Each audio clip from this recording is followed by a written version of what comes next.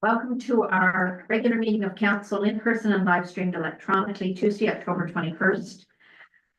Some township news. We are experiencing some technical issues this evening. Our video portion of the live stream is not working, so we will only have the audio portion available for tonight's meetings.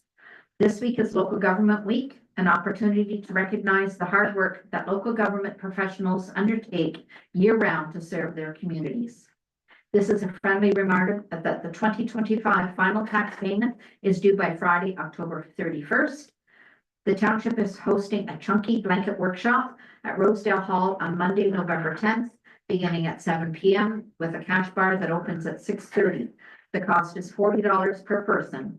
Contact the township office to sign up. If you are thinking of running in the 2026 municipal election, AMO is offering free online workshops. A registration link is available on the township's Facebook page. Opening of our meeting is our land acknowledgement. The council and staff of the Township of Montague acknowledge that this sacred land on which the Township of Montague is now located and this meeting is being held is the ancestral and unceded territory of the Algonquin Anishinaabe Nation. We'll have a moment of silence, please.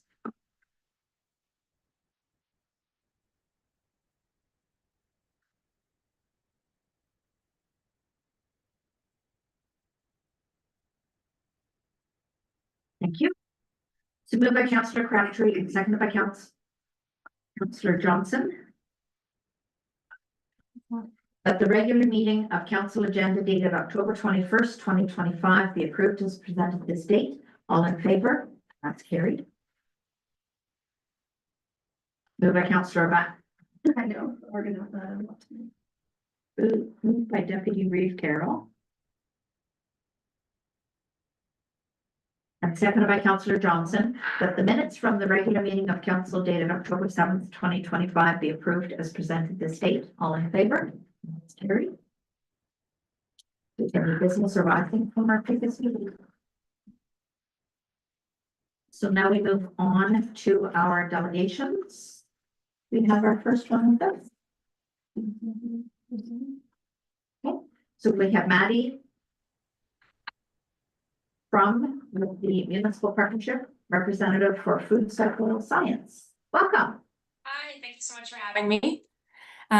If I'm okay to start my presentation, I'll share my screen and just jump right in. Perfect. Okay, so I'm sharing that now. I hope you can all see it. I think you should. So good evening, Reeve, members of council and staff. Thank you for having me. My name is Maddie From. I am the Municipal Partnerships Representative at Food Cycle Science, and I'm here tonight to discuss a framework for sustainable food waste management for the Township of Montague. So Food Cycle Science is a proud Canadian company. We are based in Ottawa, and we were founded in 2011 by a team of engineers, scientists, and food waste experts. We are 100% focused on food waste diversion solutions, and we do that by using our innovative product called the Food Cycler. So we provide our Food Cycler solution to customers on the retail market, but we work with businesses and not-for-profit organizations, schools, and finally municipalities like yours. And of course, that's the area that I'm going to be focusing on today is our municipal programs. So to date, we've partnered with more than 175 Canadian municipalities in 9 provinces and 2 territories. You'll find us in small, rural, and remote areas all the way to densely populated cities, and we're helping them divert their food waste and save on waste management costs. Nearby to you, we have partnered with Smiths Falls, Carleton Place, and Rideau Lakes. But the communities that partner with us, they do so for the same reason. You know, they understand that food waste shouldn't end up in the landfill, and so they've decided to make a change. So over the last few years, the issue surrounding food waste has become a common topic of discussion for many reasons. One of the reasons is that when food waste is improperly disposed of or put into the landfill, it produces the greenhouse gas methane.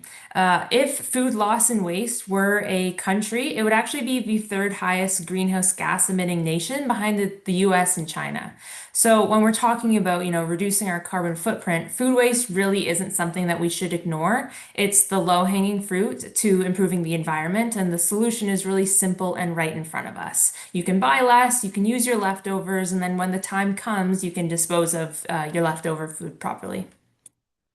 So, how does this impact municipalities like yours? Well, since food waste makes up about half of household waste, it causes landfills to fill up quickly. As you know, operating a landfill or just managing waste in general is really expensive. So, we want to do as much as we can to extend the lifespan of our landfills and make sure that everything's running smoothly. Then, as mentioned, when organic waste is put into the landfills, it produces the greenhouse gas methane. Methane is 25 times more harmful than CO2. And there's a major focus being put on our emissions. And of course, food waste is an obvious one to solve. So we've seen across Canada that provinces are putting pressure on municipalities to implement source separated organic programs. Two have already created bans, and I would expect that that trend is going to continue. And then at the community level, food waste in the garbage just means more frequent collection. It's not very nice to deal with. It causes odors, it attracts animals, and then those animals, rummage through the trash and cause problems. So if we're able to remove food waste, we're going to be able to eliminate all of these issues, save space, and reduce our costs. So at this point, I always get asked, yeah, it's a problem, but haven't we solved it already? And it's true, there are a few solutions. So there's green bins, which are common in big cities with a high population density and the right infrastructure. However, these can be cost prohibitive or more operationally challenging to implement when you're in a more rural or remote area. We also just see green bins struggle to get above a 40 to 60% participation rate, meaning a lot of organics just still end up in the landfill. And then some people in your community might backyard compost, and I'm sure we would all agree this is the ideal solution. But the problem is backyard composting isn't feasible for everybody. Maybe you don't have a backyard. It's hard to do in the winter, and there's still a concern about it attracting bears and animals to your backyard. And then finally, you could continue to throw organic waste into the landfill, but as I mentioned, the long-term impacts are harmful to the environment.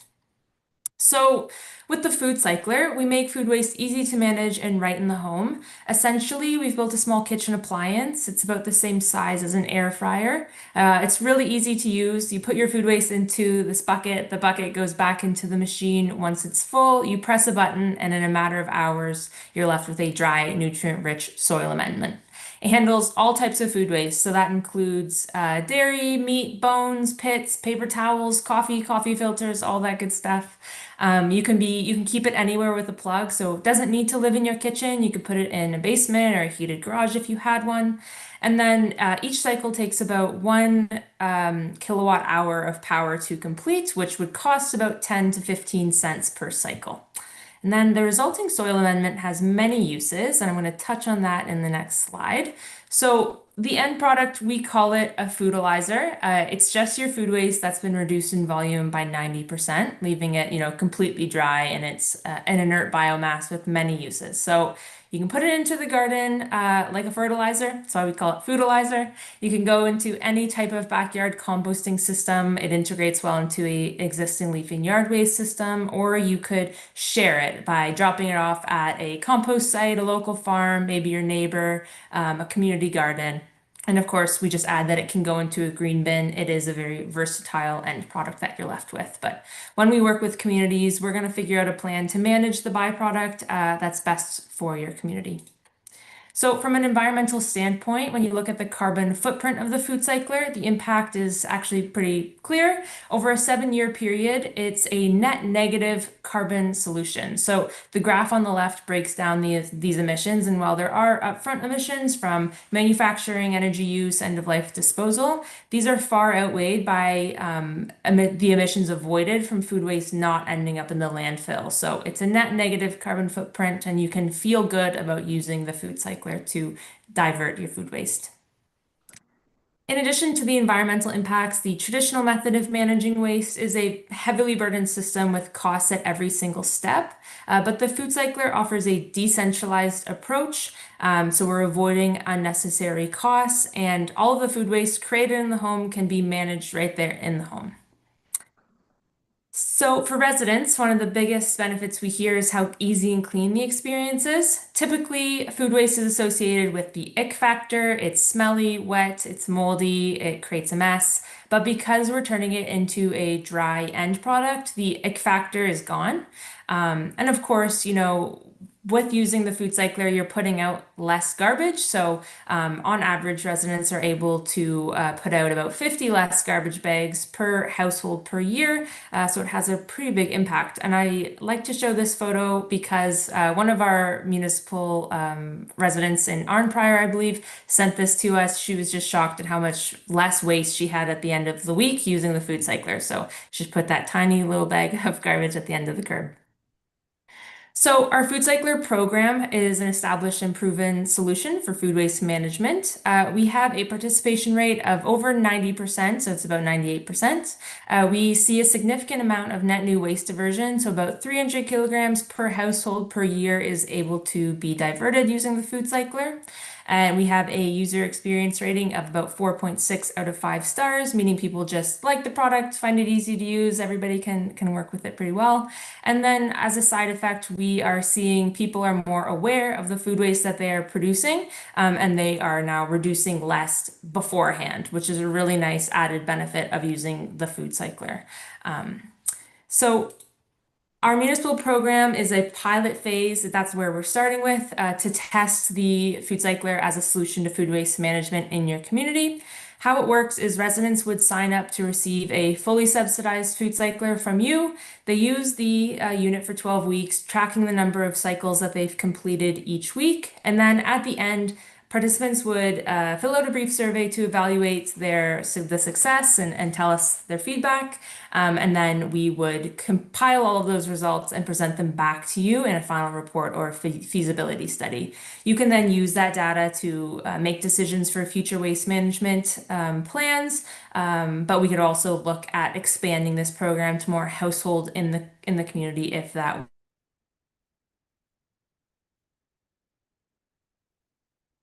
It's pretty straightforward. We at Food Cycle Science provide a discount, reducing the cost by 50%, and then the municipality would subsidize the remaining amount, so fully. So the cost of an Eco 3, which is our smaller unit, would end up being $300, and the cost of our Eco 5, which is a bit of a larger unit, bigger capacity, is $400. And then participating residents can choose which model best suits their household, and then they would receive it at no upfront cost to them.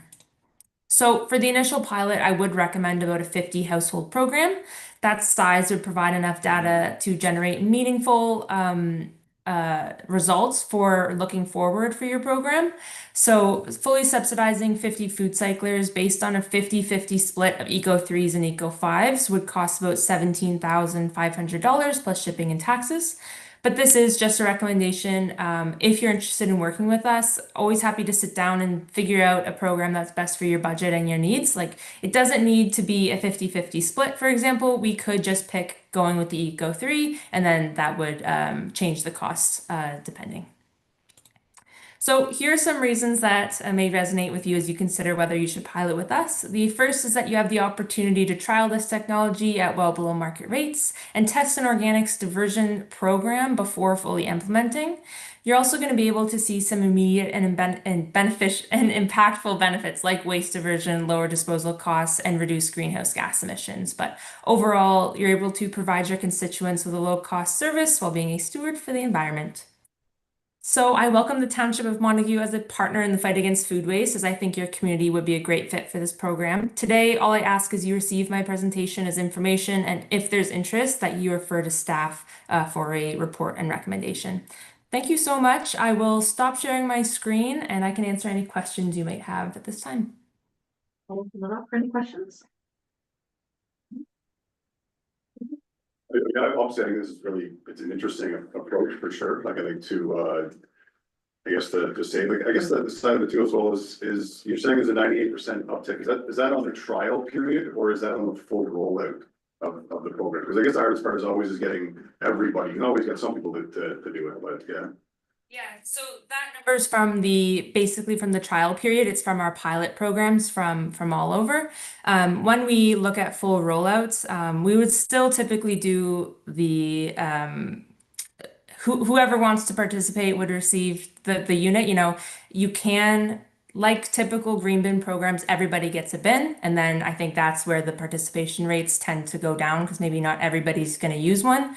I think for our program, we would really start, and what we do is make sure that people who get one are going to use it and then build out from there. So we'd work with community and educate people on how it works and why it's important, and get some buy-in before everybody in the community would receive one. If that makes sense. That would be completely subsidized too as well, then on the roller. That's the next big cost for you. When you're talking about like 50 people and then you go to 1,700 homes, I mean, obviously that makes a big jump, right? So you're saying subsidizing everybody if we were to go forward, that is your suggestion? Yeah, that's the suggestion. Yeah, and that's why we recommend with our pilot, fully subsidizing from the start. It just makes it easier to go forward. Yeah, I think it's the best way. Then it becomes a budget item for the municipality and it's paid for through taxes in the tax base. So and a tax base is the person that's using it. So what's the incentive of the municipality subsidizing that cost when really it is the taxpayer at the end of the day that is paying that? So why not, if people are interested in doing it, is it not better than just to offer that at the reduced cost for people to come in and pay for that unit that they're gonna now use? Because they're gonna also receive those savings then, I think overall, right? With the I guess what's but because taxation is based on the money that both people are paying, so like why not have them just pay that portion up front if that's the case? Yeah, It might incentivize people to do it more, that's why, so. Yeah. No, and thanks for bringing this up. It's a great point. So the reason our municipal program kind of exists is because ultimately waste is paid for by the municipality through taxes, of course.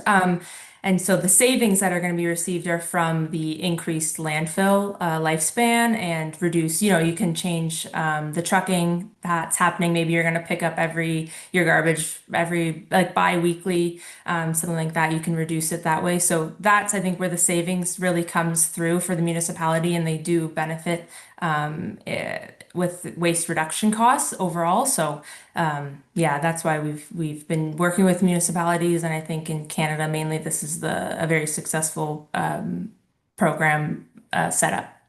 Hopefully that makes sense.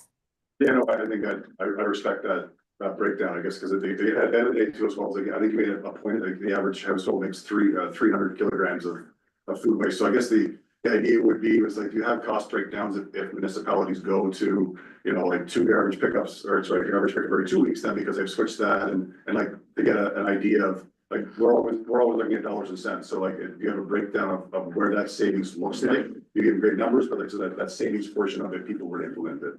You have that kind of stuff? Yeah, we just created a calculator with a third-party consultant, Cambium. So we can now, look through the waste costs and put it all in and determine what the cost savings is going to be using the food cyclers afterwards. So happy to work with staff on that to look through it and figure out what's going to be the cost savings and get a firm number for you.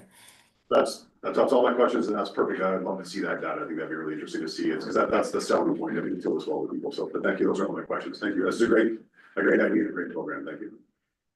Anything further? No? Well, thank you. Thanks so much for having me. Hope you have a great rest of your meeting. You too, thank you. Member Councillor Johnson, excuse me, by Councillor Crabtree, that council accepts the food cycle science presentation by Maddie From as information. All in favor? Thank you. And next we have our delegation echo from Ms. Wald Enford District Hospital. Hospital update, please.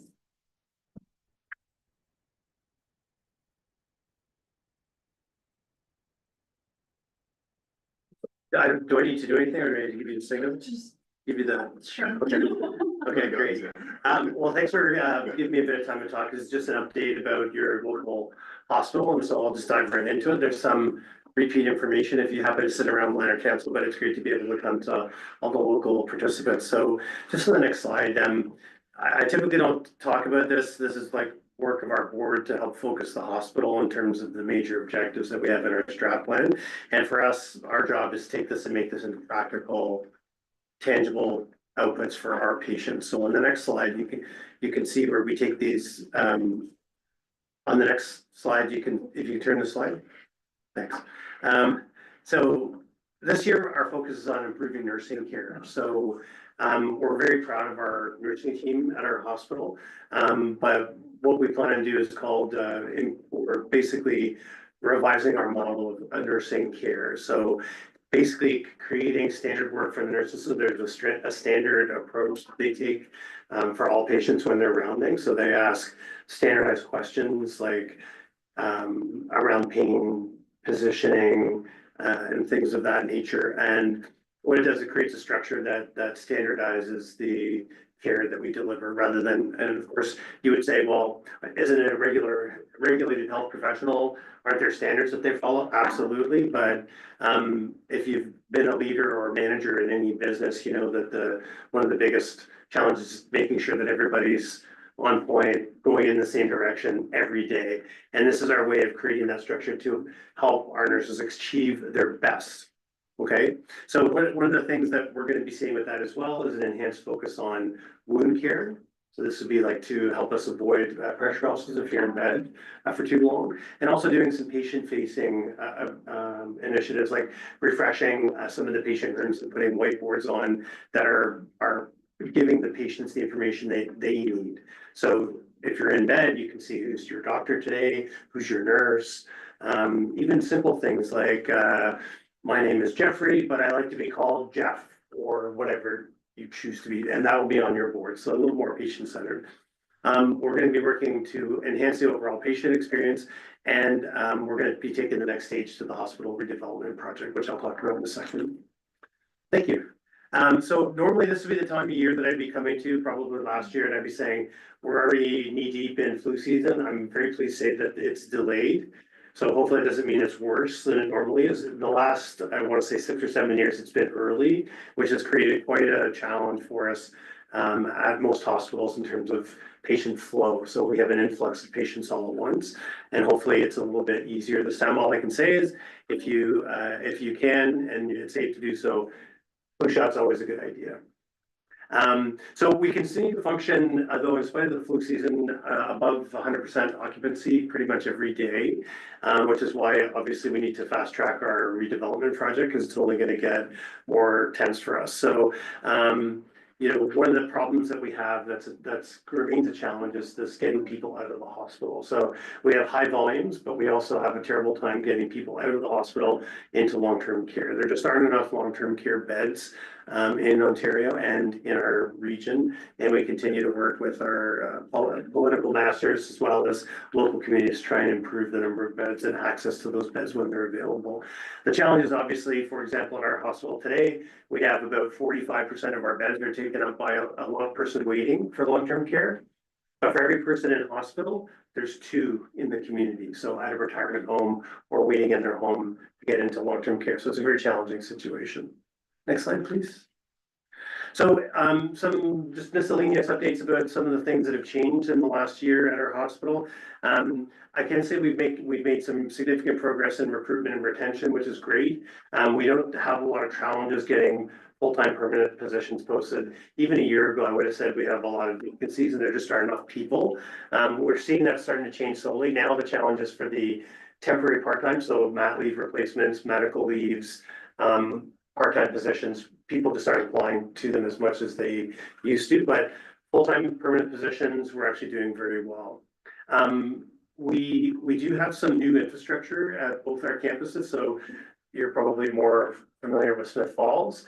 We have a new resuscitation unit. So this is where we would take you in emerge if you need resuscitation, modern infrastructure, reverse flow, isolation techniques, etc. Very, very cutting edge now. And then actually, as of last Friday, we just expanded our MRI access to 16 hours a day. So Monday to Friday, we'll be scanning people up until 11:30 at night. Okay, so that's great. It was great. We actually had funding to do that a lot earlier, but it's taken us about 8-9 months just to find the staff to be able to run it, unfortunately. In terms of our financial situation, we actually did really well last year. As I may have reported here and at other places, we do have a structural funding challenge at our hospital. So these is an accumulation of years of underfunding. So our budget proposal that we started this fiscal year with was actually a $17 million deficit. And I was very happy to be able to secure additional funds to get us basically close to balance, which is great. Because when we don't balance, obviously it's like at your home, if you run credit card debt, it becomes more and more and more difficult to follow up and buy new things when your credit cards are maxed out. So we're balanced and we're working very hard with the Ministry of Health and Ontario Health, the people that fund us, to get those one-time monies that we got last year embedded permanently so that we don't have to keep going back and asking them for more and more money.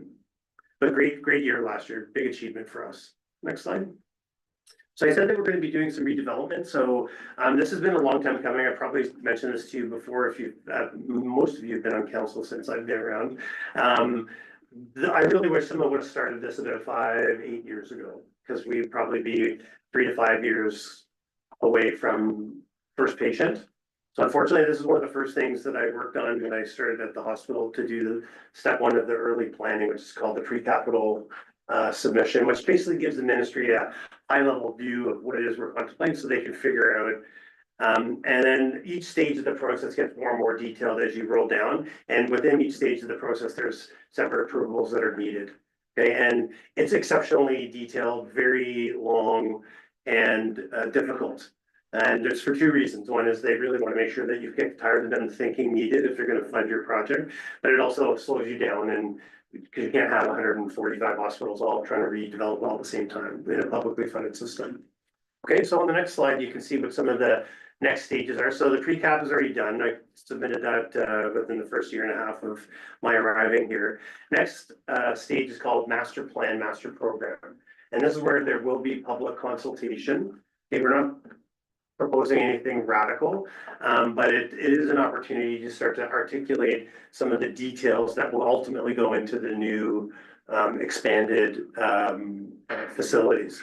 And that's where there'll also be opportunities, because we are committed to a 2-site model still. So I know some people are always concerned about making sure that we have those 2 sites. That our board is resolute at this stage to say that's one of our planning assumptions. We'll continue with that. But though we have 2 sites, the model we have now is that we have kind of 2 of everything, and that's probably not the best approach either. So if we're going to be moving services between the 2 sites, then that is where the public consultation, as an example, will come into play.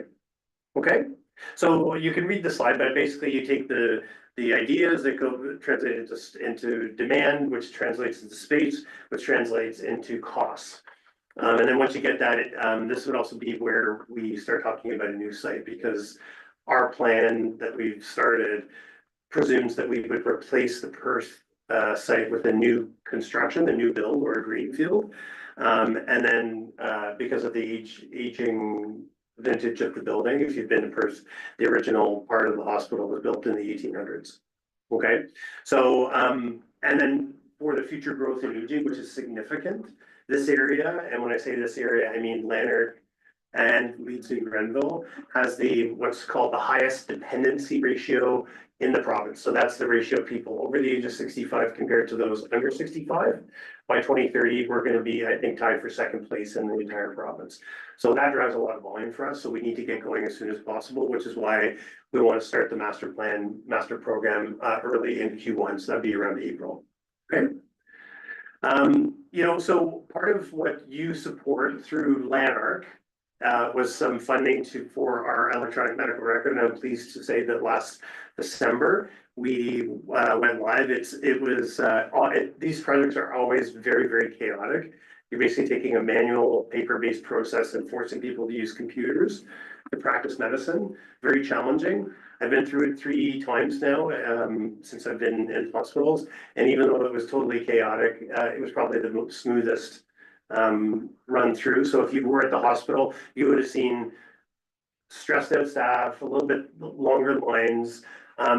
It's getting closer now to being normal to be able to use the computer, and to the point where we're actually starting to look at, okay, how do we tune it to be more, effective going into the future, which is great. Next slide. And here's just some pictures from a couple of our sites. You can see, I think this is Smith Falls. Perth Emergency and then one of our inpatient units in Perth. And the money that Leonard County, with your support, helped fund some of the gadgets that you can see in the picture. So the nurse that has the red shirt is looking at a monitor, but the structure that she's working with has a mobile battery pack. It has scanners, and then you can see by her knees, those are medication drawers that pop when she presses her thumbprint on a reader that pop out a patient-specific medication. And then they take the medication, scan the patient, and deliver it to make sure that it's safe. Okay, so big time. This was brand new for us, but in the hospital sector, this is old news. Like this, most hospitals have done this 3, 5, 8, maybe even 10 years ago. So it's great to be able to get to current, because when we went to recruit people, we had to untrain them from the electronic department to use paper. So we no longer have to do that, which is great. So again, via Lanark, thank you very much for your support. And with that, I'd be happy to take any questions that council may have about the hospital. I was just gonna say, I think there's it's great to see that the MRI machine is expanding too as well. Do you think if there's a possibility for it to expand even further if we have the people, or is it just the funding as a piece? So yeah, it's right now it's based on so obviously we would have loved to open up the hours earlier if we could find the people, but we do gate the hours of operation with the funds that we receive. So the reason we went 16 is because they gave us another 8 hours to pay for the staff to run it. So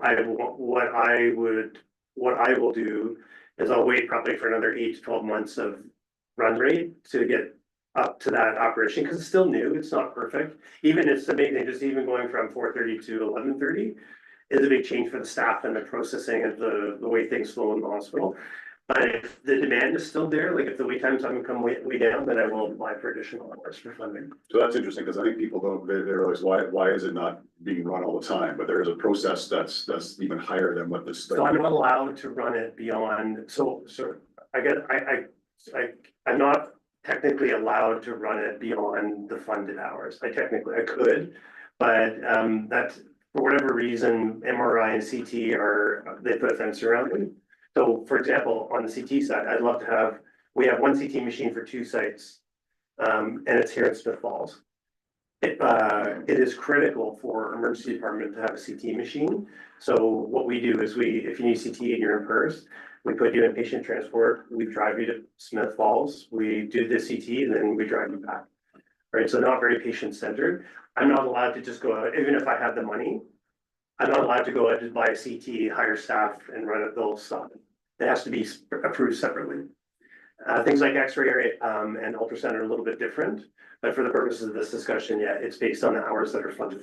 That's a good education piece for everybody to understand too as well. I think the public really understand that, so I think that's an important piece. It's one of the reasons I like to come to the public meetings. Exactly, and you know, I think even since you've taken over, I think there's definitely been some more positive reviews about the hospital too as well, and I think that's a good sign. So, and obviously digitization, we talked about that here in our little township about digitization and everything, and doing that, and it makes a big difference. So it's like so kudos to like bringing that stuff in and bringing that wave in. I think that's you're early in your tenure. I think that's kind of new to getting those changes, and I think obviously that's great that you're getting moving on the Perth campus, because even that's gonna help residents out here when that gets rebuilt and everything. Well, for sure, like right now, like in some services, there's no difference, right? We might do a urology procedure in Perth, but if you need an emergency urology procedure, we would do it here, right? We might do a hip and knee replacement here, but we might do a shoulder, same orthopedic program, right? So it is hard because I am familiar with I'll call it the history of the area, and with Smith Falls and Perth in particular, but we're one hospital, 2 sites. Yeah. And as for your positive comments, I can't tell you how much I appreciate it. For the staff, I always bring that back and provide the feedback where I can to the staff, and they really appreciate it as well. Awesome. Thank you. Great. Thank you very much for your time. Have a good meeting. Thank you.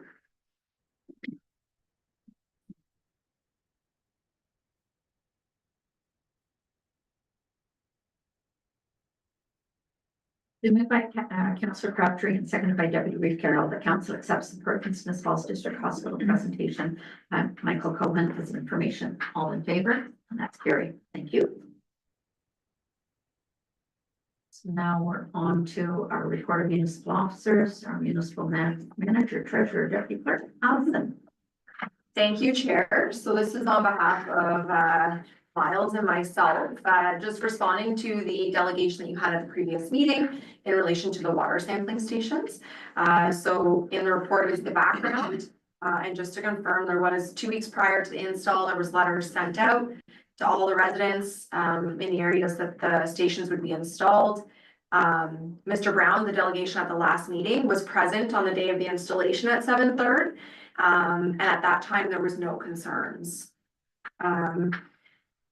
So there are some options. So some of the questions that Mr. Brown provided are included in the report. Do I need to go through each question? Okay, so the responses are there in relation to the questions.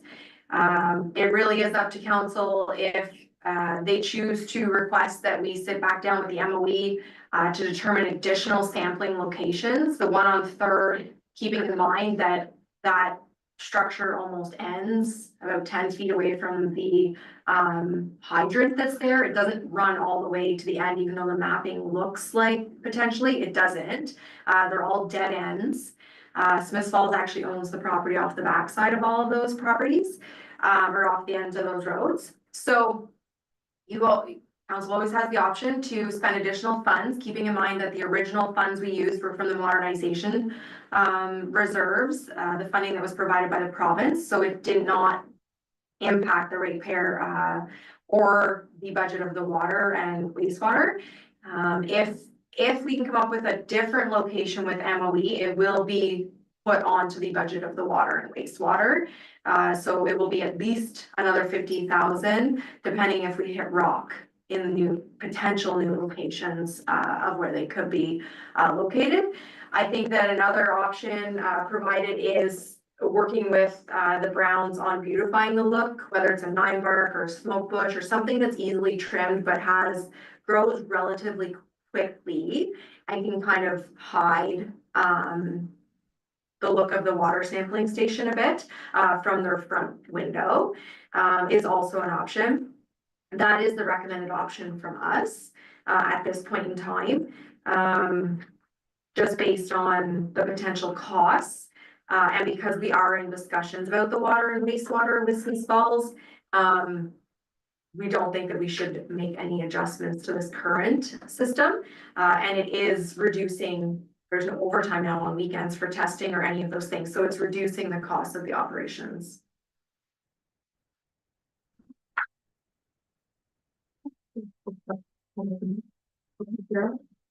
Based on reviewing the documents and all the information, I would definitely go with option 3 as well.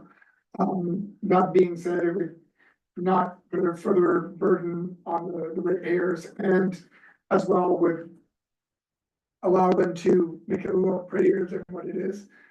It's unfortunate that there was options earlier on to have discussions about this. And those were not taken. So I think this is the best way to keep things functional, keep things going, and save the ratepayers a $50,000. Yeah.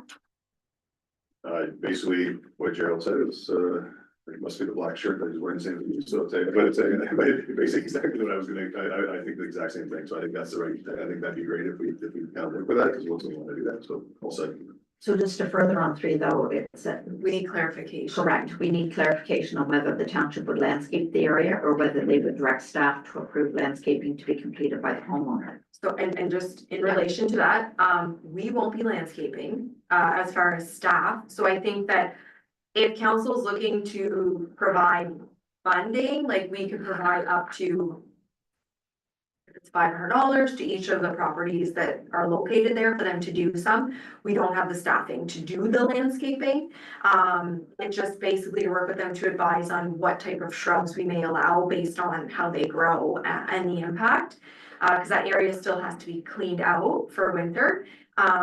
So I just wanted to clarify that we're not going to do like a full-on landscape out front of these properties, but that if council wants to provide up to so much, that if they provide receipts or something, that we can refund them up to a certain amount, that would be the proposed direction if you choose to go that way.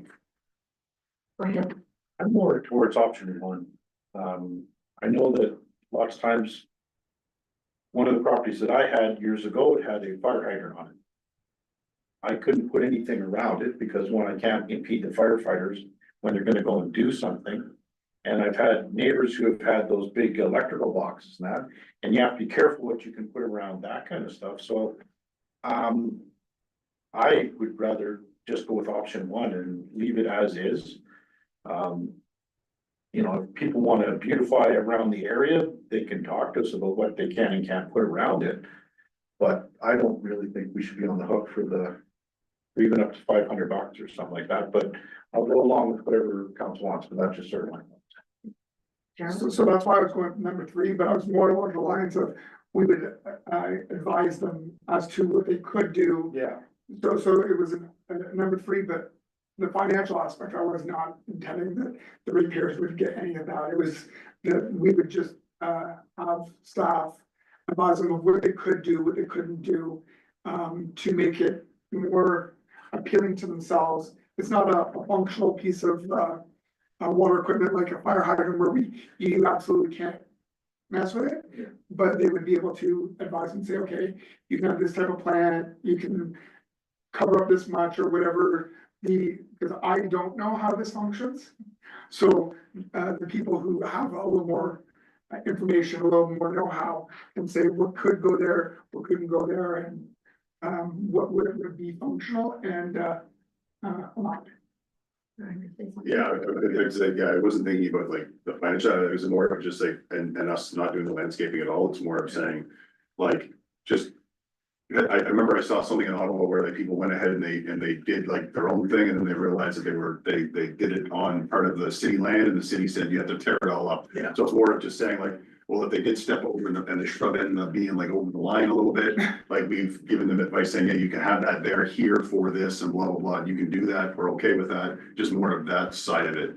I think anything else not, yeah, so like, same, it's almost like a more than 3, but I mean, like, but it's more of an advisory role of saying, yes, you're allowed to put something here and it's okay if it impedes into our, but you're also, but we also make sure the maintenance is also still on the owner to as well, to maintain it, and we have to come by and say to them, hey, listen, it's getting too high, it's up to you to cut it, like all of that kind of stuff, any property standard thing, is that a work, or is there a hole in that plan? So keep in mind that it's all our property, so if it was out, we would just tear it out. So keep in mind that is on our current road allowance. So anything that was planted that was too aggressive or abrasive to the area, we would cut it. We wouldn't need to go through property standards because it's our property. Yes. I think that in Toronto, a lot of the residents don't realize we own as much of their front yards as what we do. King Street is a prime example. We actually own more of King than what we paved because we would have been into people's front gardens.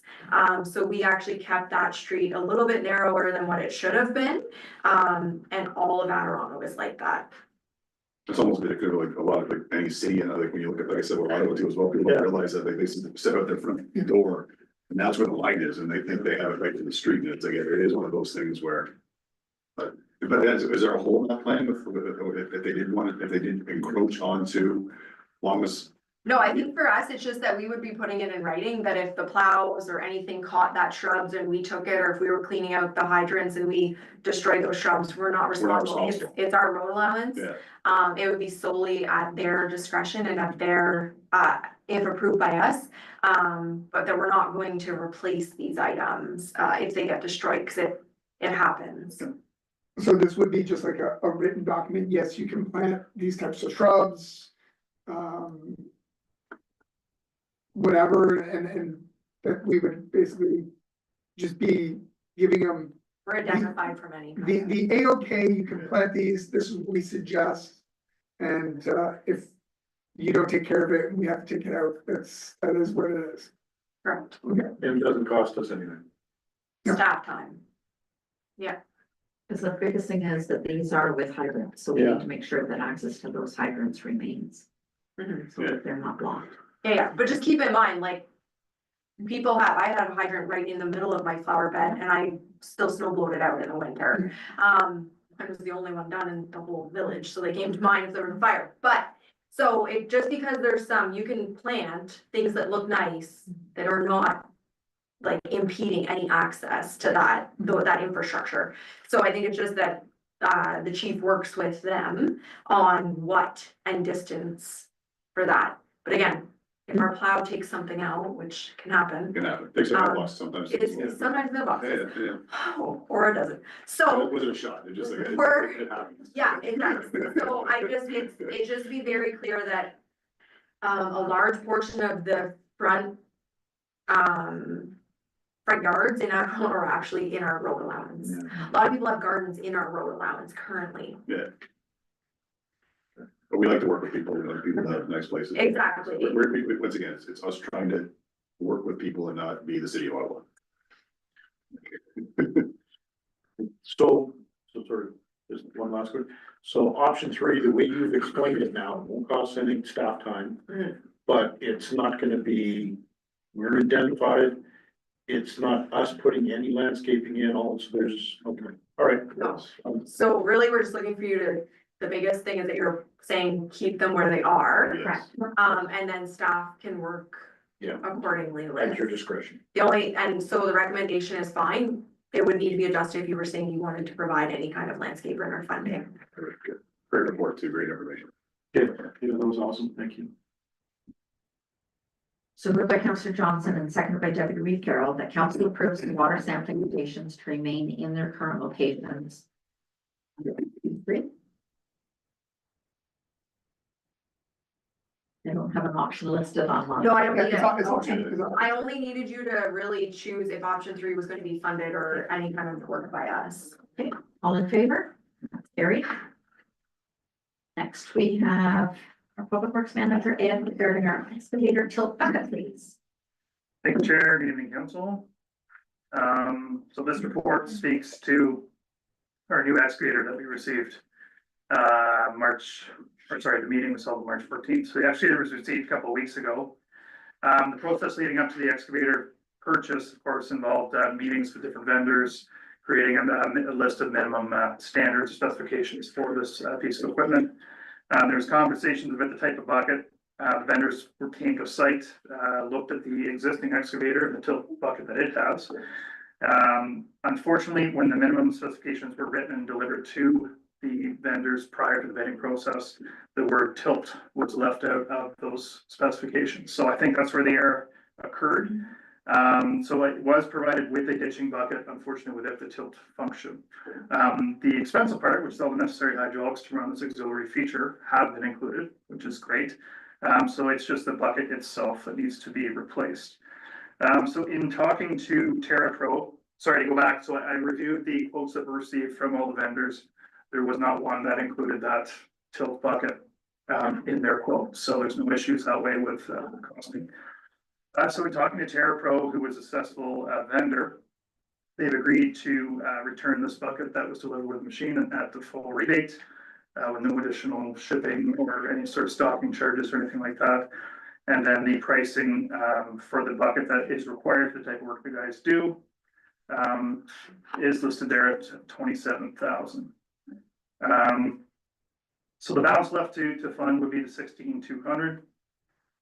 And as far as funding that, we were looking at funds that were saved in the students doing the sealing of the concrete on the salt shed. We're looking at about 3 to 4 week delivery time on that bucket.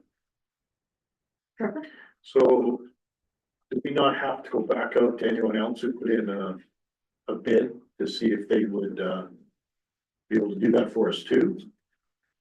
Just again, in reviewing the prices received, if we're looking at a difference in 16,000, we'll say on that bucket, assuming the other vendors would be relatively close, because it's a aftermarket bucket here. Right. The second bid was still in excess of that in the difference. Okay, so we didn't have the word tilt or something like that in the original order. Correct. So then no one else actually bid it that way. So how would we know that option 1, they're good, TerraPro versus what the other guys might have, just because of how they originally did their bid? Like for them, like, what I'm thinking about is, let's say you go back to them all now and you Yeah. say, okay, well, we need this tilt ditching bucket, how much would it cost if we just got that from you? Like, is Just the there, bucket itself? yeah, Oh, I see. so is there a way that this could be less money than the 16,000? You know, I know the one says they're gonna take back the other button, so it goes down to 16,000, but. Yeah. Those other, I don't know how many other people you had put their Four. bids for, Mhm. would one of them say, well, actually, we'll give you 15 grand for that old one, and like, is there a way to do this to save us even? Reduce that 16,000 even more? So absolutely, that, I guess you could list that as option 4. What I could do is the attachment on the excavator itself is a universal type attachment, so you can buy attachments that have that coupler from multiple vendors. So that is another option, is I could go back and see, perhaps if they would take, if this vendor here would take that bucket back and give us a refund. And then we put in pricing for, to multiple vendors on the. Yeah, I'm just not sure exactly the inner workings of how you would do that, but I'm just trying to think of if we left something off. Would the other three also be able to come back and say, wait a minute, you didn't bid it the way, Right. now this guy gets an additional 16 grand out of this deal. Mhm. So you know what I mean? Like, I just wanna make sure that we're not caught. Where it looks like we've gone to option 1 and said, yeah, we'll go to you first, even though we made the mistake and left the tilt word off or something like that. Sure. Anyway, thank you. Yeah, so I was saying we made a clerical error on the bid. So we've actually got what we paid for. The supplier is, in the goodness of his heart, giving us the full value of what that brand new bucket is cost. Which he doesn't have to, but he's doing. Right. And then we're going to get the proper bucket, the one that we would have wanted originally at the regular market value. And we kind of need this, as far as I understand. Yeah, the tilt feature is critical to what the guys do as far as shaping. We don't have the benefit of lots of deep soil where we can just dig with a regular bucket and make a nice smooth ditch. Right, so the guys are always doing some shaping and contours and stuff and working around, the rocks and stuff we have around the township. So. Yeah. For the long term, we're better off getting the full market value of this bucket, the 10.8, 10.3. 10-8. Okay, yeah, I heard it first time. And going with it, and just. Making better. More careful contracts in the future, okay. Exactly. I guess when I go try that was like, like we went to them for the tilt bucket, is there what are the other prices from the other vendors for the tilt bucket? Like, I think what you're trying to say, like, what if they come back and they say, well, we have a tilt bucket for 20 grand, like it's 7 grand cheaper, then we could sell it aftermarket for, like, the one that we have is not even been used, we could sell it for 8 and then we're ahead. $500. But I think that, like, I guess that's the only thing is that the competitive price for a tilt bucket, because you said it's universal.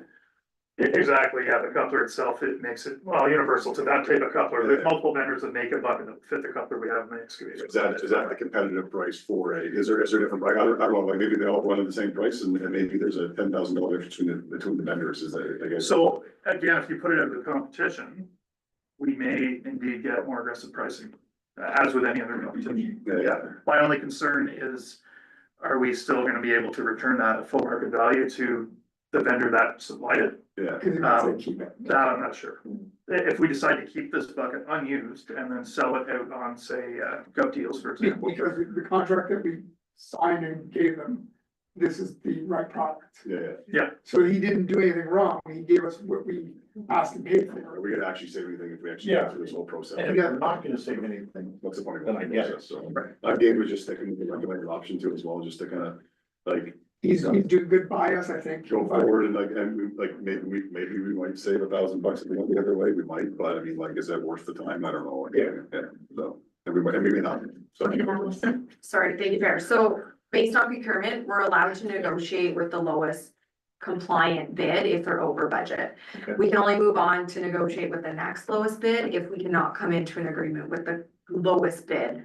So right now, TerraPro was the lowest bid. And so now we're negotiating, because all of the hydraulics were included on the machine for the tilt bucket, just not the tilt bucket, because it didn't say tilt bucket. Oh, So all the hydraulics, are there, it's just the bucket itself, in the tilt version. So, I would strongly think that if we ask him to take the bucket back and not purchase a different bucket, that they will say, no, you Yeah. purchased that bucket, Yeah. because now they're out that sale. Yeah. So that wouldn't be my recommendation. I think that we kind of need to eat this and just, move forward. Yeah. And get the appropriate bucket and be thankful that they're willing to even negotiate and take back the other bucket. sounds good to me then. And given too that they were the lowest tender for us to choose, shows us that they're probably competitive on that price that they're going to. Yeah, and sort of just more honestly, and that's part that you answered my question actually, when you said the lowest, and then you can negotiate with. Yeah. Okay, well then we've done our due diligence then, so, Yeah. Mhm. thank you. I think that's a good discussion to have. Yeah. Chair, sorry, the only thing I ask, I'm not sure what the recommendation says for you. I do need approval from council to change the use of the reserves. From the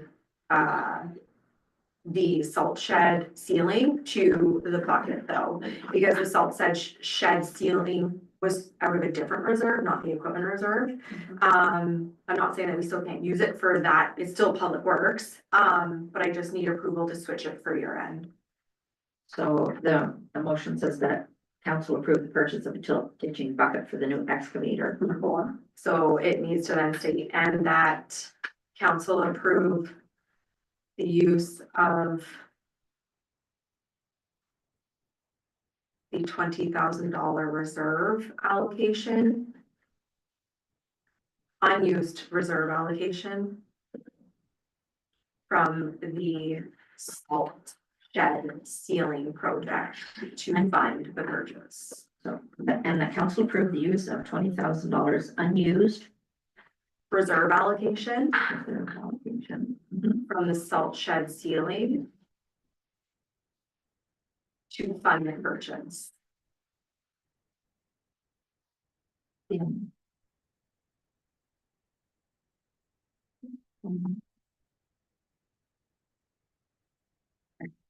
So moved by Councillor Crabtree and seconded by Councillor Johnson, that council approved the purchase of a tilt ditching bucket for the new excavator, and that council approved the use of $20,000 unused reserve allocation from the salt shed ceiling to fund the purchase. All in favor? And that's carried. Thank you.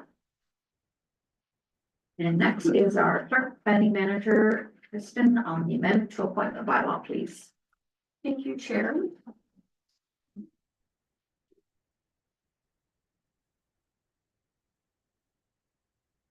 Okay, so at our meeting of October the 7th, council directed staff to bring back an amended appointment bylaw, noting councillors Johnson and Bass as the representatives on the Smiths Falls and Merrickville Public Library negotiating committees. So the bylaw that is attached to this report does reflect that. Additionally, we noticed that the appointment for the Animal Control Bylaw Appeal Committee hadn't been included in the previous versions of this appointment bylaw, so that's been added as well. Are there any questions? No. So moved by Councillor Johnson and seconded by Deputy Mayor Carroll that council pass the attached appointment bylaw as per the draft presented to the state. All in favor? Carried. Next is our clerk planning manager on our 2025 Christmas holiday closure report. Thank you, Chair. It seems a little bit crazy talking about Christmas already.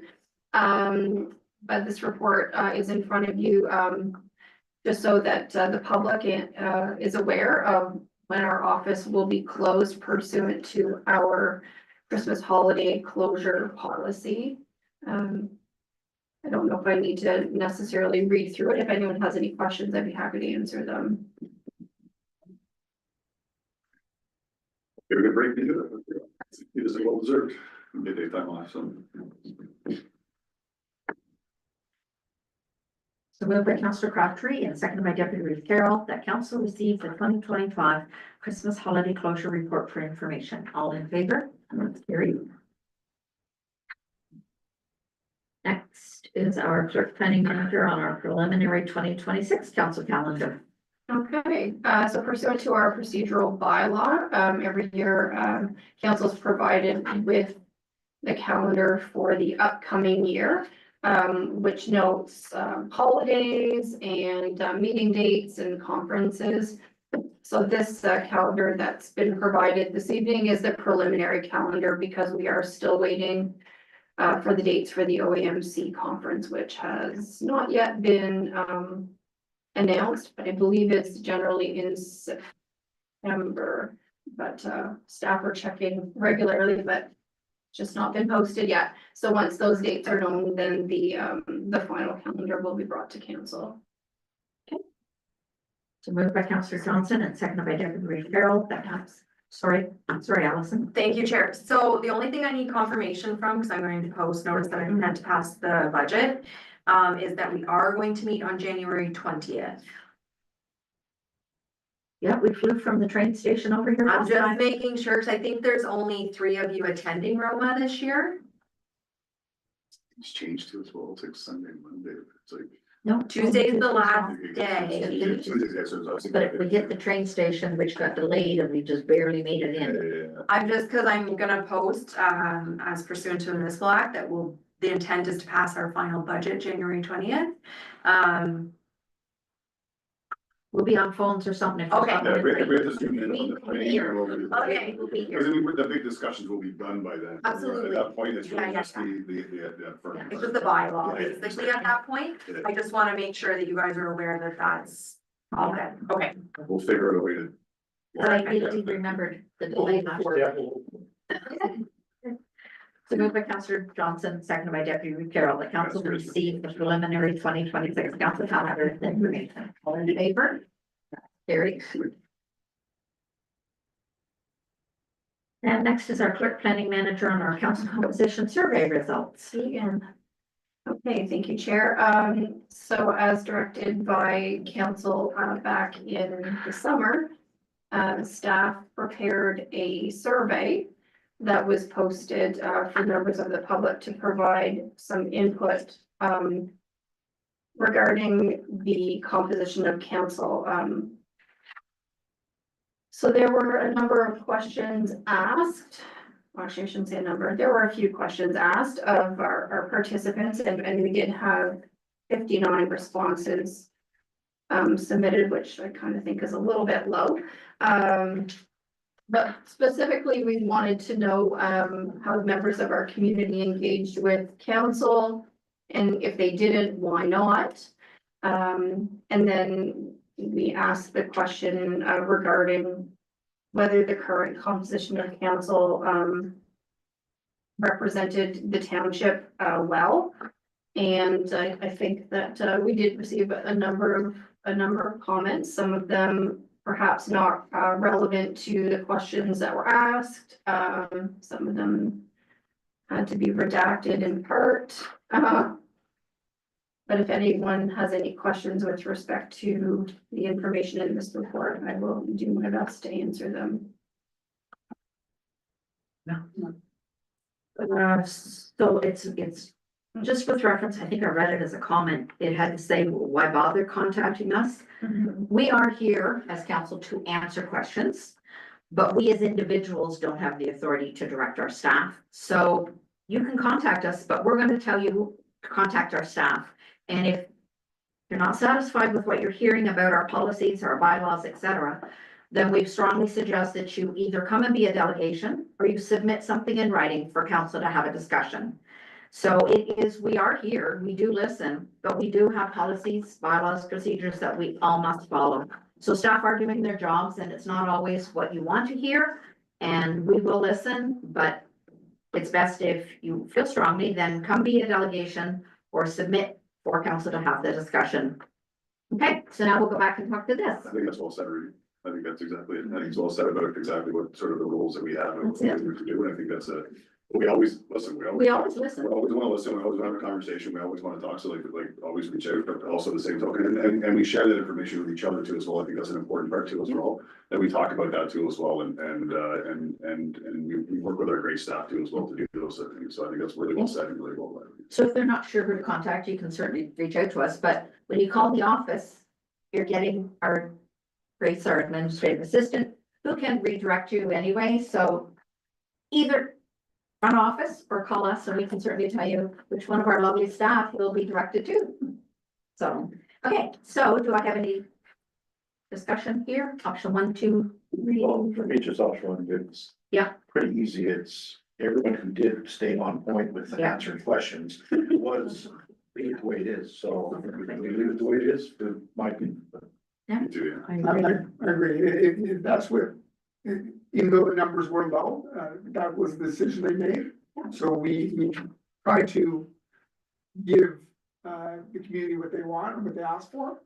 And that's what we're gonna get them. Well, you know, another thing too, that as we educate ourselves, we being new to council, but people play different roles. And whether you're a deputy mayor, deputy reeve, you're mayor, reeve, you have different roles and you sit on different, like the county and stuff like that. So to me, it just makes sense to leave it the way it is and move on. So moved by Councillor Crabtree and seconded by Councillor Johnson, that council directs staff to proceed with option 1 regarding the council composition survey. All in favor? That's carried. Thank you.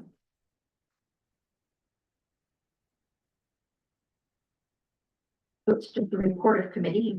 You're not going to speak to it, Allison? Oh, did I miss something? Yeah. Oh, I'm looking at the wrong one. Never mind. I'm on the speaking Allison, but it's not report of committee. Sorry about that. So municipal manager, treasurer, deputy clerk, put glasses on Karen. Where's the part on that's updating number 11, please? Thank you, Chair. So hopefully this is the second last update, with the final update being the complete expenses with the debenture options. With the Bank of Canada strongly indicating that it may reduce again at the end of this month.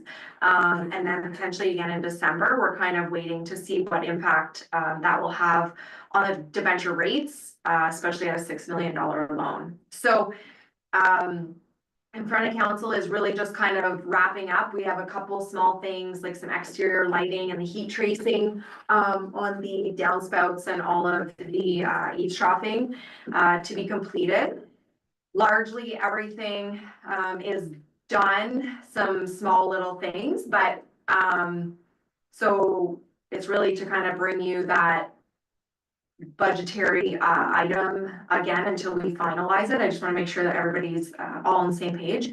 So we did have the open house September 20th. We had indicated, you know, we were about 860,000 under budget. We were still up in the air on some of the items that had to be completed. We've adjusted. We're almost $1 million under budget for the final project, inclusive of the non-refundable HST portion. So we will be bringing in the next report, like I said, kind of those final numbers, and then options on 10, 15-year loans, what that looks like for us, and then whether we hold out to see what December's Bank of Canada interest rate shows up to be. Because even if we lock in November, December, our first payment usually about 6 months out.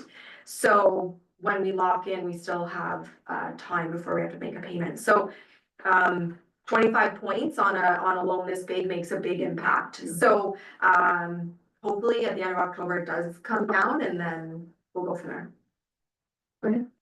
My question was, so a quarter point, do you have an idea of how much money we might be talking?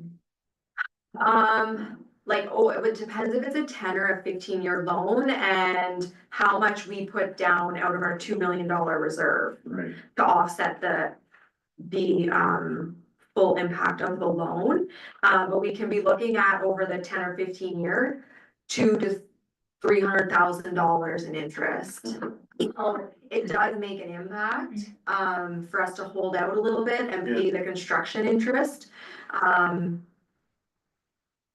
Yeah, so that's exactly what I was trying to, in my head, was do you eat it a little bit through the construction part to get a quarter point and then maybe another quarter point? And does it make sense monetarily to do it? Or is it not enough of a win? So right now, we haven't drawn much on our construction loan because we had available funds that we had invested that we were making interest on, but that rate had reduced as well.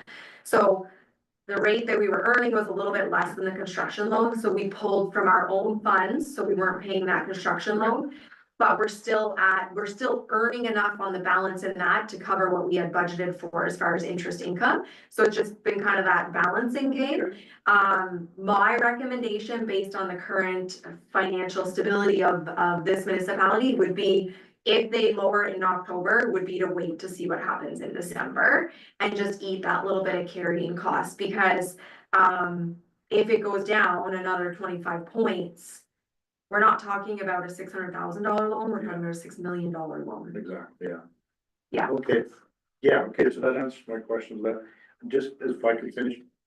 This was an excellent job by yourself, all the staff, to save $1 million. And now we can put it towards the $28 million that, Riley is gonna do. But anyway, sorry, I don't mean to joke about that, but you guys did a fabulous job, and I really want to thank you very much for, all the hard work, and saving $1 million is incredible. You know. It's amazing, yeah. If we- Save more with a quarter point and then another quarter point, I'm with you. Saving $1 million on a project that was, $7 million. That's huge. So that's not a small win, that's a giant win, and considering the time frame of when this adventure began and all the chaos and everything, amazing job, and kudos. Kudos to staff for sure. Monica's something there positive to show within all those other municipalities, because I mean, yeah, the reports that are out there and some of the expenses that are happening. So, yeah. Well done. So moved by Councillor Johnson and seconded by Deputy Reeve Carroll, that council accepts the Public Works and Fire Complex update number 11 as information as presented this date. All in favor? That's carried. So moved by Councillor Crabtree.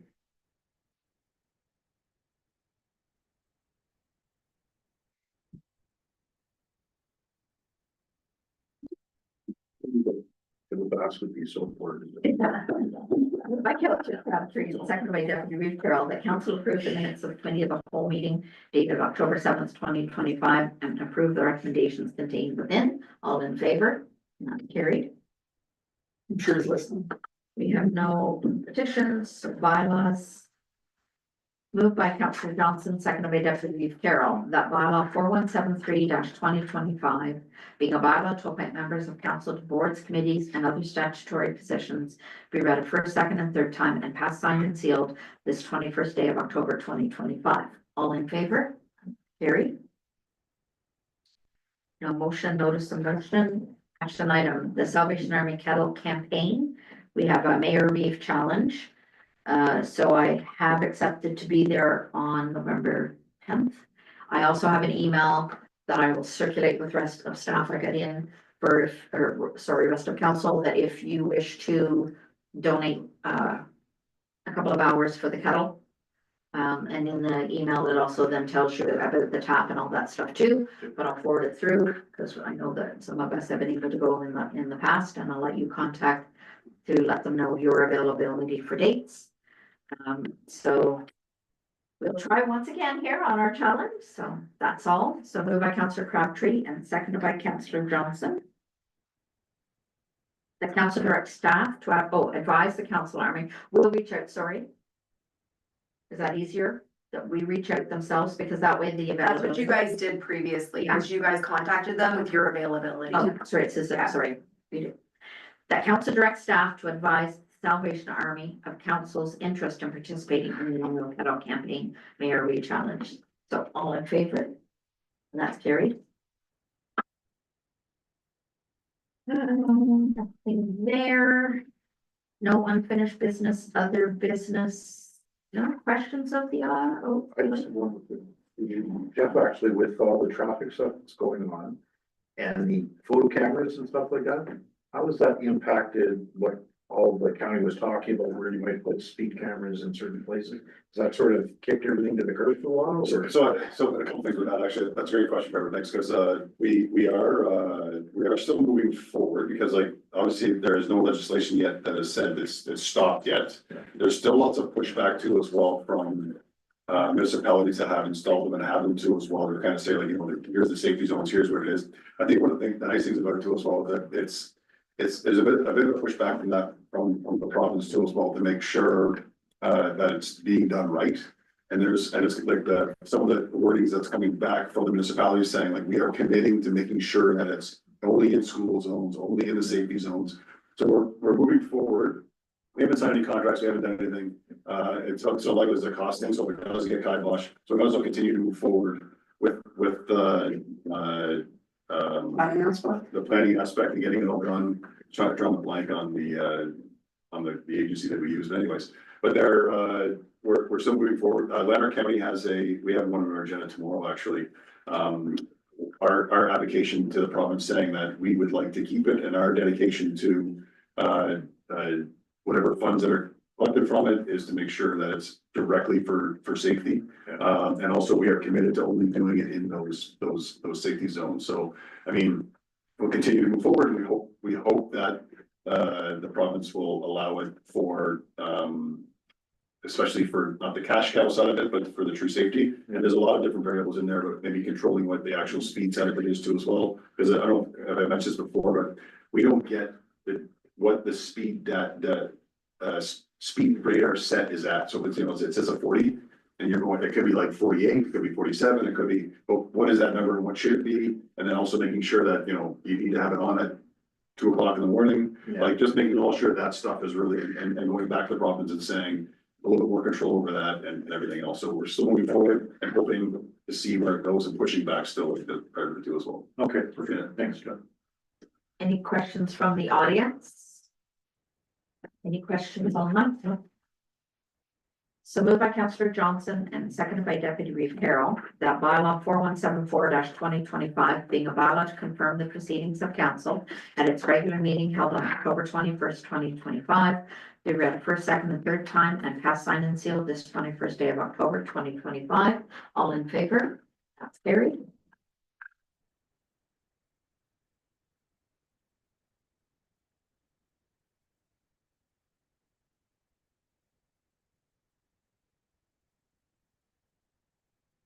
Moved by Councillor Crabtree and seconded by Councillor Johnson, that council adjourn the regular meeting of council of October 21st, 2025 at 7:16 p.m. until Tuesday, November 4th, 2025 at 6 p.m. or at the call of the chair. All in favor? That's carried. Thank you.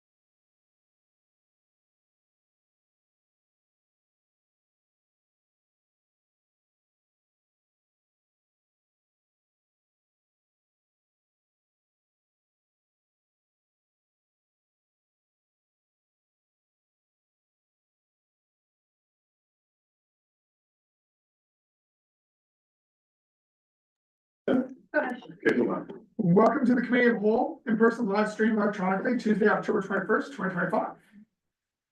Land acknowledgement. The council and staff of the Township of Montague acknowledge that the sacred land on which the Township of Montague is now located, and this meeting is being held is the ancestral and unceded territory of the Algonquin and Anishinaabe Nation. And, moved by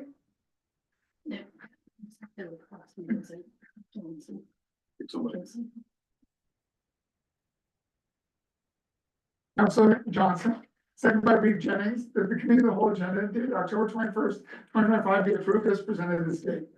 All in favor? Carried. I think this was just a way to make it so I could have more opportunity to make mistakes.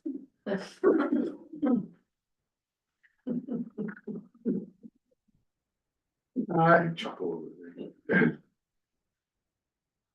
No delegations or deputations. MRCC Vice Chair Randy Atwell, third quarter Montague Recreation and Culture Committee, MRCC report.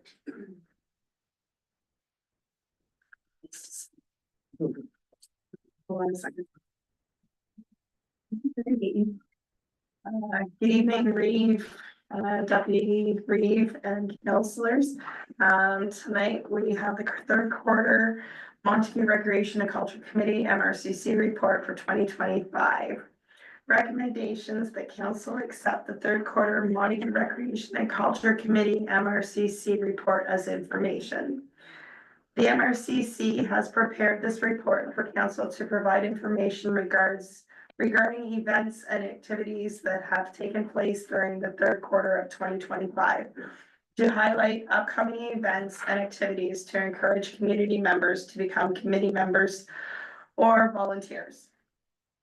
In July to September 2025, the Montague and District Senior Forget-Me-Not Club had their 50th anniversary and was held on August 10th. The MRCC volunteers attended to help with games, food, and to show support for the seniors. It was a great turnout. Coming up, the annual MRCC Christmas market is scheduled to take place at the Rosedale Hall on November 15th. We have Christmas trivia is in the works for November 21st at the Rosedale Hall. The Montague Fire Association will be partnering with the MRCC for the Santa Claus Parade and meet and greet at the Rosedale Hall on December 6th. Unfortunately, dodgeball has been canceled due to lack of interest, and the volleyball season will be extended from November 5th to May 27th at the Montague Public School. Anybody interested in participating can email the MRCC for more information. Additional information, monthly, the MRCC meetings are held at the Rosedale Hall on the fourth Monday of the month beginning at 7 p.m. All are welcome. And I do have to say on the last meeting, we had, I would say, a record attendance. We had a nice audience. It was great to see and welcoming more to come. It's a great place for, even if you have suggestions to bring to the table for us. We love hearing from the community. The MRCC is looking for members and volunteers. If you're interested in being a part of the committee that is enthusiastic about organizing community events, contact the MRCC for more information. If you have any suggestions for the community activities, we would love to hear from you, of course. And following the township Facebook page to ensure that you are receiving the updates and for all the upcoming events. To contact the MRCC, please email recreation@township.montagueontario.ca. Do we have any questions? Oh, great update. Yeah. I have a comment. Gus wrote it up and Kristen or somebody publishes it and I just have to read it, so.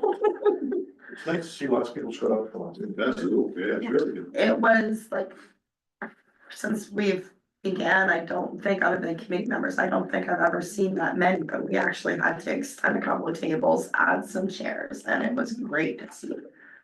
So let's keep talking for more of those volunteers. Yes, we love it. Would you open that pickleball court? if I could take note and just commenting and complimenting staff and council and everybody on the 22 acres next door. I was there parking my bus to pick up the kids. And I saw the bridge going between the two entities, and it's looking great. It's great to see. So kudos to you guys. Awesome. Thank you very much, Brandy. Thank you. On that note, moved by Deputy Reeve Carroll, second by Councillor Johnson, that council accepts the third quarter MRCC report as information. All in favor? Carried. Dear Parents TV show, is that right? Yep. So you chuckled as soon as I said it, so, okay? Say your first name too. Yes.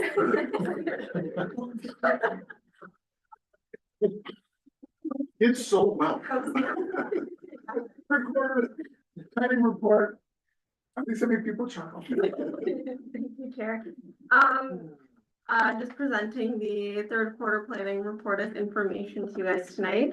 The quarterly planning report was included in your agenda, and provides an outline of the statistics for the third quarter of 2025. It also includes comparable data from 2024. In summary, 11 applications were processed, during the third quarter, and the total revenue generated was $2,300. Now I'll open the floor to questions. No? Thank you. Well, thank you.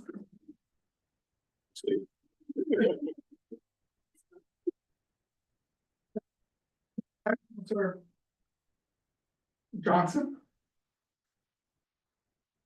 Second by Reeve Jennings, the council accepts the third quarter planning report as information. All in favor?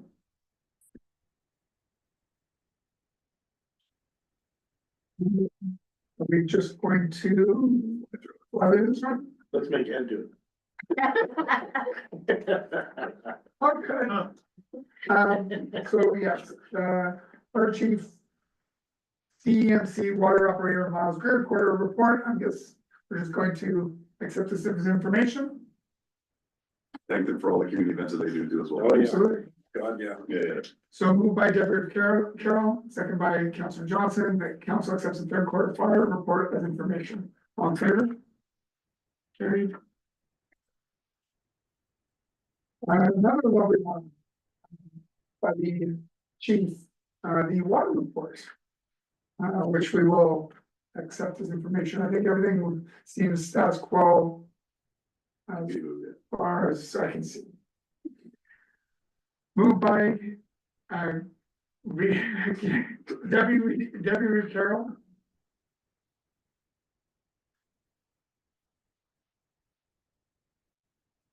You guys are doing this on purpose. The council accepts the third quarter water report as information. All in favor? Yeah, seconded. Yeah. Who seconded it? Second by Reeve Jennings, sorry. Your name got put into them in this thing. Well, I was good. I was back up at Team Hall.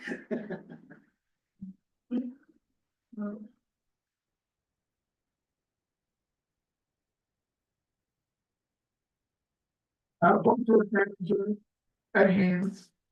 Third quarter public works report. Thank you, Chair. Thanks for using my first name. So the report in front of you, just a, quick overview of what they've been up to the third quarter. Public Works always busy as you know. Moved into the new building, getting their shop space set up, all the equipment getting ready. Winter prep has begun. Fortunately, salt shed is full of winter grit. All the truck maintenance, safety, CD tests, licensing, all that stuff is underway. Lots of projects this summer, culverts across the township, some of them on asphalt roads or surface treated roads are still waiting for that patchwork that's hopefully coming very soon from our contractor. Some of the capital work, micro surfacing was done on code. Excavator, as you know, has been delivered. Training is scheduled for this week, actually for Friday. 22 acres work in Rennes for the guys over there. Pickleball court work is underway, some trail stuff, culverts and drainage. Ferguson Tetlock, paving is scheduled for the first week of November, so it'll be great to see that being wrapped up. Can I ask a question on that? Yes. How much does it cost to like pave like a kilometer or half kilometer, like, how much is that? What's gonna vary on material, the thickness, the width of the road. Okay. I'd have to. The base has to be redone, because the base, pretty simple, at least is a good base that they just don't chew up, it's only get the redone on the base and everything else as well. So that's complete rehabilitation of curbs and cut But I mean, line. like, there still is a good base of the, right? There is now, absolutely. So there, you did they get more of the base there too as well? Yeah, so there was grinding, there was material, extra granular on top. Of course, all the culverts were replaced. Yeah. There was a sizable dig out that was done by the rail trail heading east back towards Highway 15, and some geogrid put in there and stuff for because of the water, of course, the water table right there with the large culvert and the Yeah. large swamp right there, right? So those improvements were made. The elevation was brought up a bit through that section. Yeah, so sizable project. Tack has done a great job. We're in McGuire Road, so if you have a chance to get through McGuire Road, it looks great now. So that, the hill in question, of course, has been brought down roughly a meter. Road's quite a bit wider now and, looks great. And of course, virtual culvert 2 was completed in early August as well. Questions on public works activities? I think they already asked the questions. Yeah, Thanks for all your hard work, appreciate it. yeah, I will pass it along. Thank you. Thank you very Ask much. a question. It's sad to see that some of the signs are missing though. Hopefully it's not stop signs that are important, but no. For some reason, they're all curb signs. There are quite a few on Pinery Road for some reason, yeah, so. Yeah, so the guys have been up there doing the improvements we spoke about earlier in the year, on Pinery on the Weedmar corner. And so they noted, as you know, as trucking goes through, we did maintenance gravel and stuff this summer, a bit of work on Pinery Road, and yeah, the signs, it seems to have stopped for now, but certainly something we'll keep an eye on.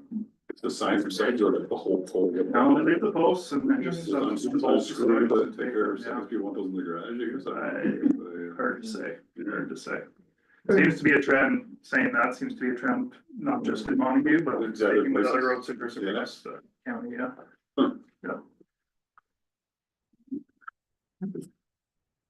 Thank you. Thanks. Moved by Deputy Reeve Carroll, second by Councillor Johnson, that council accepts the third quarter public works report as information. All in favor? Building and septic inspector, I think it's another one flag for, Hamel, third quarter septic report. Anybody want to say anything about it?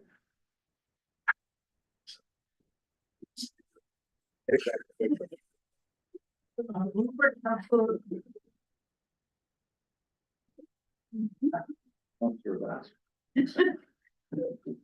Second by Reeve Jennings, that council accepts the third quarter septic report as information. All in favor? Building septic report, building and septic inspector report by Jay Memo, third quarter building report. Yes. Did a great job. Actually, talking to Jordan at the hockey rink tonight, and I just said, you know what, great job on the report, great job and everything else, so I'd say, I pass along, his great work, out in the community, so it's great. And I asked him if he's coming back, but he said he'll stay for practice. Which is well deserved, he should be there. He's been doing a lot of work and really cleaning up all his files, and I know he's appreciated, and but it wouldn't matter if I said his name or didn't say his name. I feel like it's just at that point where I'm getting a chunk of it. So that being said, we appreciate him, and we appreciate all staff, but moved by Deputy Reeve Carroll, second by Councillor Johnson. The council accepts the third quarter building report as information. All in favor?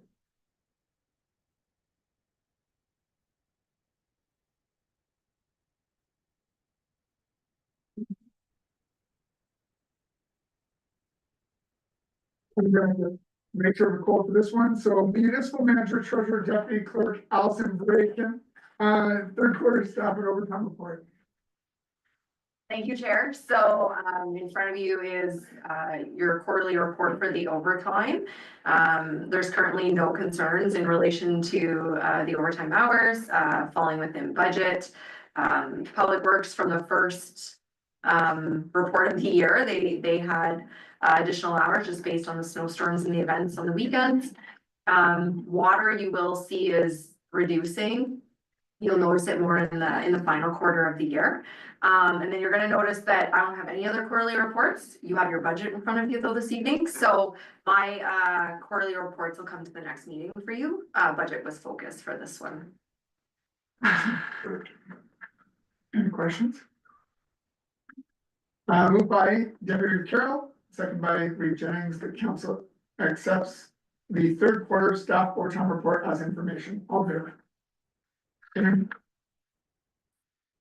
Municipal manager, treasurer, deputy clerk, Ossenbreak, and fire department pay points to hourly wage ENR bylaw update. Thank you, Chair. So in front of you, is the draft change to the ENR bylaw for the fire department, changing from the points to, the hourly wage. The change is included in the 2026 budget, based on best guess estimate of hours. Again, fire depends on calls. We can obviously have a pretty good idea for training and those types of things, but calls are out of our control. So again, oh, I just lost my page, I apologize. So the draft is in front of you, it's in markup. The intent is to meet back with the department within 6 months, if not prior to go over and clean up any issues. To be honest, I'd like to review this whole bylaw and make adjustments again when we have a little bit of time. We've been relatively busy, so when the complex and everything's cleaned up with that, we'd like to come back and clean this up even better. This is really just the initial start, so I don't want anybody to think that this is a final set in stone. It's gonna be coming back to you, but it's to get the process started, along with the Fire Pro's software installation, which will be happening all coinciding together. Any questions? Comment? Nice to get the fire department up to speed to the other departments, because it's definitely been one that's been forgotten over the years. So kudos on that. They're important to our community, absolutely, very Yeah. important. So, and that was saying that any new implementation, it's nice to follow up in 3 months' time, see where maybe we missed or for like something that comes up. So in all, like, this is not the final, you're gonna see some changes. It just, I don't work in that department and I can't foresee all of the potential issues. So we will sit back down with that group. Awesome, thank you very much. Moved by Deputy Carroll, second by Councillor Johnson, that council approves the draft establishing and regulating of a fire department bylaw. And the council directs staff to follow up with the fire department in 6 months' time to review, provide any updates to council as required. All in favor? No committees, no petitions, no motions or notice of motions. Any questions out there? And no. So on that note, I just want to say I'm glad with all the seriousness out there, that I'm able to keep things very lighthearted. So on that note, I know you do that. Johnson. Second by Reeve Jennings, the meeting of a whole meeting for October 21st, 2025 now be adjourned at 7:39. All in favor? Thank you. You're gonna make it. Done. I'll be there. Thank you very much.